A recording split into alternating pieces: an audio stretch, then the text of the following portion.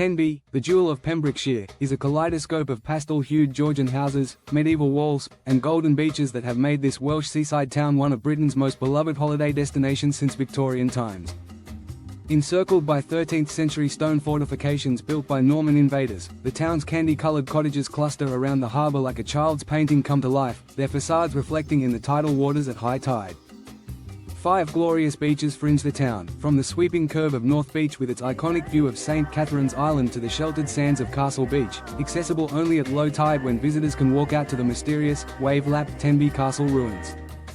The town's Tudor merchant's house, now a meticulously preserved museum, whispers tales of Tenby's 15th-century heyday as a bustling wool trading port, when merchant ships carried Welsh fleeces to continental Europe. Life in Tenby follows the rhythm of the tides and the seasons.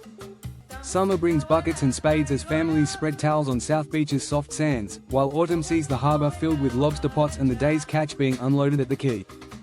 The town's narrow streets, with names like Crackwell Street and St. Julian's Street, slope steeply toward the sea, lined with independent boutiques selling locally made crafts and traditional Welsh love spoons.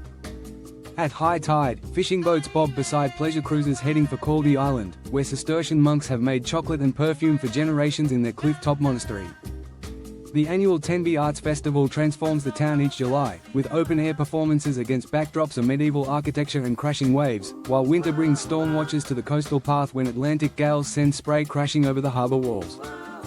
Beyond its undeniable prettiness, Tenby holds layers of history waiting to be uncovered.